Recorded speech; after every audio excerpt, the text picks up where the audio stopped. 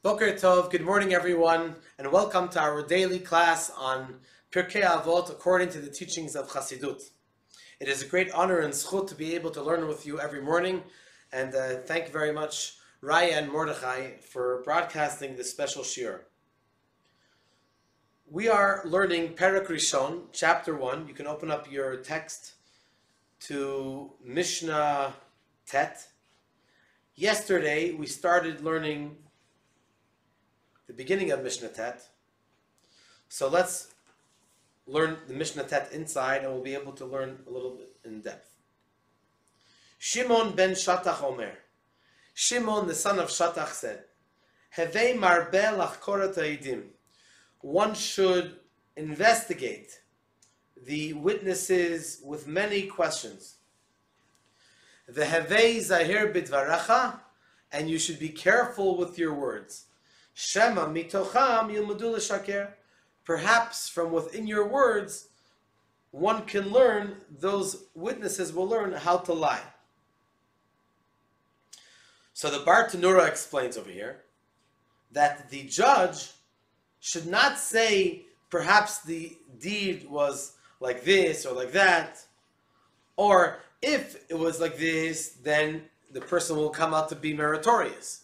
If the person will, if it will be something else, then the person will be obligatory. We should not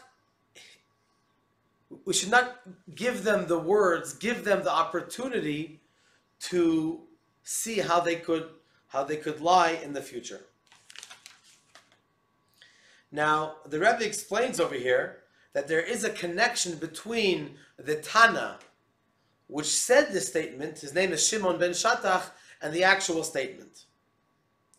In the Medrash Shmuel it's explained that since the son of Shimon ben Shatach was unfortunately killed in the court because they testified upon him a false testimony, therefore Shimon ben Shatach says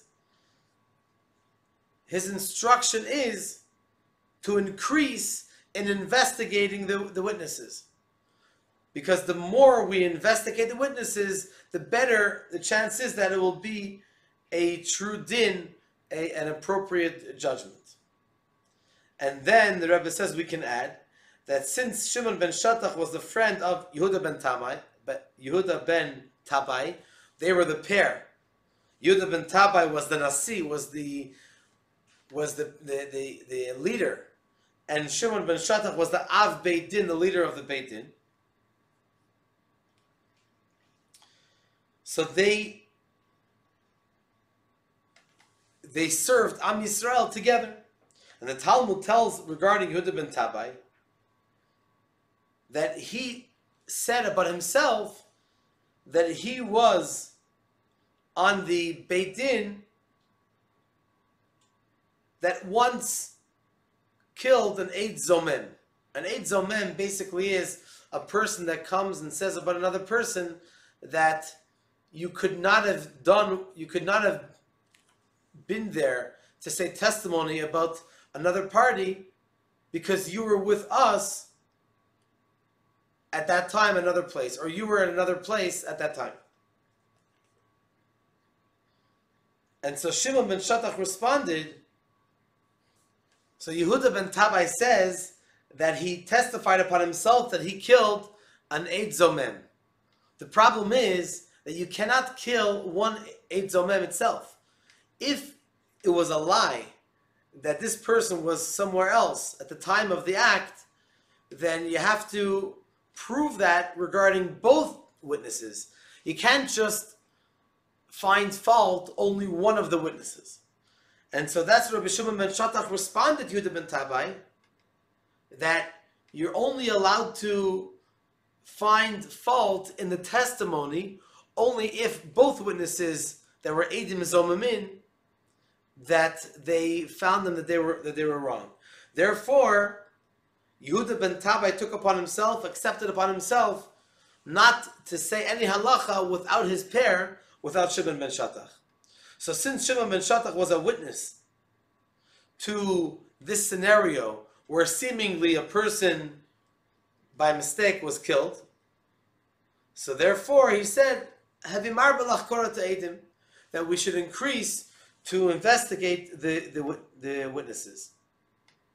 Even though according to the din, according to the law, we have to do 7 b'dikot, 7 chakirot, 7 questions, the major questions, what day was it, what time was it, and so on and so forth, the basic questions.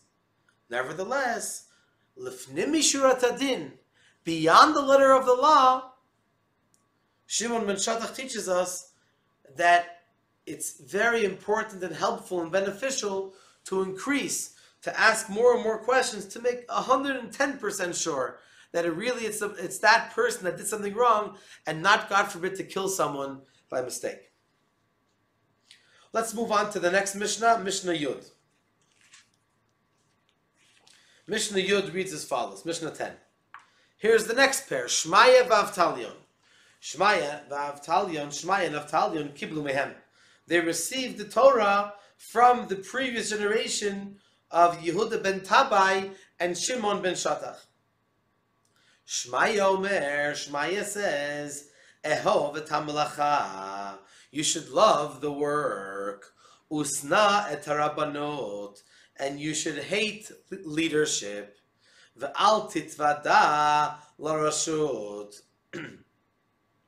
And you should not try to appease and come close to the government. So let's start from the beginning. Shmaya and Avtalion were both Gerei Tzedek, were both converts. They were tzaddikim, and they came from Sancheriv.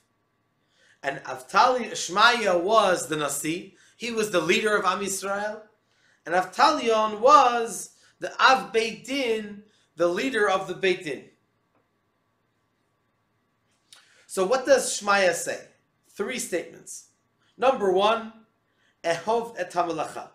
Shmaya says, even if you have plenty of money, you should enjoy working.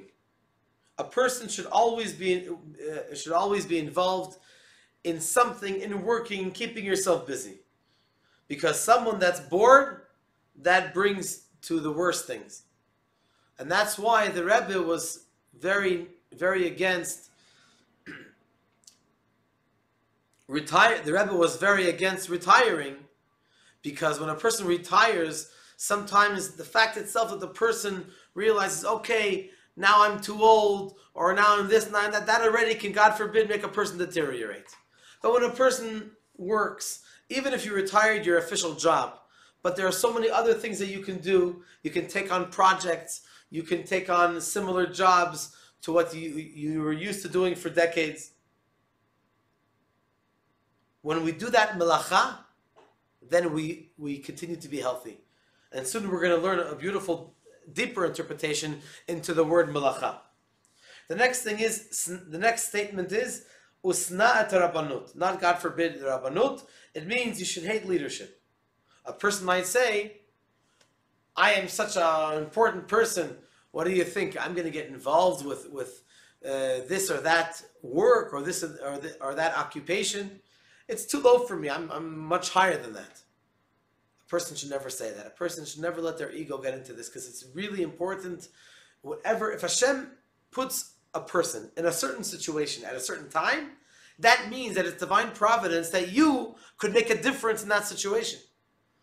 So we should never be boastful and say, "Oh, I'm too important," or I'm an important doctor or an important rabbi, and whatever it is.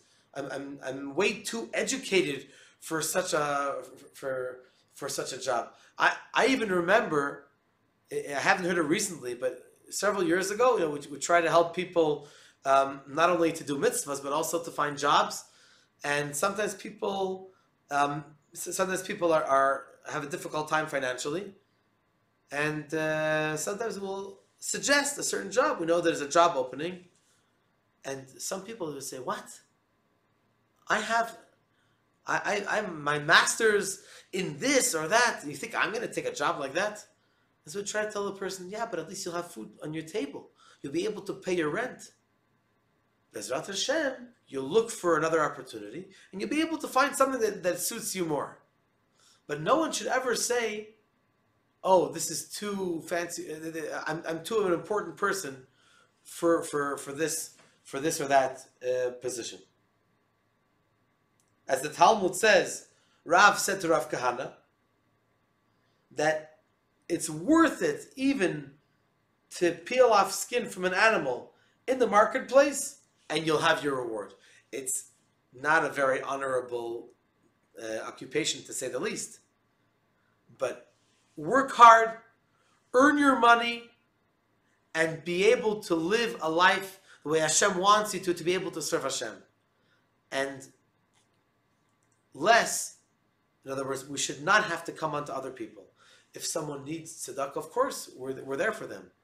But the Rambam says, when he lists right at the end of the laws of gifts to the poor, the end of chapter 10, he says, there are 8 levels of giving tzedakah. What is the greatest level? They're all good. To give tzedakah, that the person shouldn't even know where it came from, so you're saving him embarrassment, and so on and so forth. What's the 8th one? The highest level is to help someone find a job. Because if they find a job, then they won't have to come on to asking anyone else for tzedakah, for charity in the future. And the final statement is Ve'al titvada l'rashut. Don't try to work your way up and to try to find favor in the eyes of the government in order to receive an important job or an important position. Because coming close to leadership and to government is not something which is healthy for the service of Hashem. So the position that Hashem put you in at any given time, that's divine providence. That you should utilize that opportunity, and not to try to find other things, as they say in Hebrew, kombinot, which is really English. If you want to know good Hebrew, you have to know good English. Combinations, to try to know, it's all about who you know and different connections. Just do what Hashem wants of you, and you know that you're on the right path. Okay, now Shmaya v'Avtalion, the Talmud tells us about Shmaya and Avtalion that they once expressed themselves in a negative way about a certain Kohen Gadol, a high priest, that did something negative. Shmaya and Avtalion, they were very much connected to Hillel and Shammai, as we're going to see in a few Mishnas, that Hillel and Shammai, they were the ones that passed down the Torah from the previous pair of Shmaya and Avtalion. And so how did Shmaya and Avtalion express themselves? They said, we would rather go in the way of someone who is not a Kohen, but follows in the footsteps of Aaron a Kohen, and not follow one of the children of Aaron a Kohen, but does not act with Ahavat Yisroel. In other words, you might be a Kohen Gadol, and good for you. But if you're not going to act in the way of Aaron a Kohen, like we're going to see later, Ohev Shalom, you should love peace. Rodef Shalom, pursue peace. Then we would much rather follow in the footsteps of someone who is not a Kohen, but he's going in the ways of Aaron HaKohen, who was the first Kohen. Because what is a real Kohen and a real Jew? Someone who excels in Ahavat Yisrael. So, therefore, it was Shmaya that recited this special statement of Ehovat HaMalacha. Why? Because to excel in Ahavat Yisrael is a job, is an effort. It's a melacha, it's a work. It's not literal work, but it is definitely an effort. And it's a difficult effort. So when Aaron a Kohen heard about 2 people fighting, he went to one person and said, let's say his name was Reuven. He said, your friend Shimon, you just had a fight with him. He really wants to make up with you. And he went to Shimon and said, Reuven that just fought with you, he's just embarrassed to come and make up. But really, he can't wait to be your friend. That's not regular stuff. Here you have someone who had to go out of his way Perhaps even to change the truth a little bit. We'll talk about that when we get to that Mishnah, Bezrat Hashem, in just a couple of Mishnahs. That's an effort. Especially for Aaron HaKohen. Aaron HaKohen was such a big tzaddik. For Aaron HaKohen to go to pursue peace. Most people, they just, sit back, and if someone comes to them, even if someone comes to them, then it's not such an easy thing to make peace. But not only did Aaron HaKohen not sit back, but he went out there, he went proactively, looking after the people and trying to make peace between husband and wife and friends that may have had some tension between them. So that's the melacha. And that's what Shmaya says, Ehov et ha-melacha. You should love this work. Because this is what Shmaya and Avtalion taught Hillel, and that's Hillel said, we should be from the students of Aaron, to make an effort, and the price, the reward, is priceless.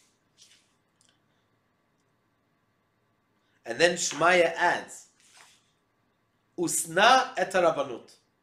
In order that your involvement with other people should be with love and bringing them closer to Torah in the most complete way. So you have to live up to the next statement. Usna et rabbanut. Don't get caught up in all these personal feelings that, this thing is not for me. I'm too important. I think I'm going to go and speak to that person. Look who I am and look who he is. I'm not going to lower myself. That's what a person could say, God forbid. So, forgive your honor. Roll up your sleeves. Go out there. Find the person and try to make peace. Because at the end of the day, we're all one. It's a question of revealing how we are all one. But that's almost as if it's a side thing. But the truth remains the truth. And so I think this is a great note for us to finish the class today. We've learned today Mishnah Tet and Mishnah Yud. Bezrat Hashem, Wednesday we'll be learning Mishnah Yud Aleph. So I look forward to seeing you tomorrow morning at 9:30, Bezrat Hashem. And we look forward to seeing everybody tonight at the class at 7:30 at Chabad of Rechavia. And of course, I want to mention that Shavuot is coming up this Sunday night. And so after davening on Sunday night at Chabad of Rechavia, we'll go home to eat a meal. And then we're going to come back for learning, all night learning, which will be at Chabad of Rechavia, 4 classes in English by different special guest rabbis. And of course, Monday morning, it's important for every single person, men, women, and of course children, even tiny babies, to come hear the Torah, the giving of the 10 Commandments, the Aseret HaDibrot. Everyone is welcome to join us for our big minyan Monday morning, Bezrat Hashem. All the best. Thank you for joining us. And of course, ice cream or ice pops, whatever. We'll have all of that on Monday, Bezrat Hashem. Be well.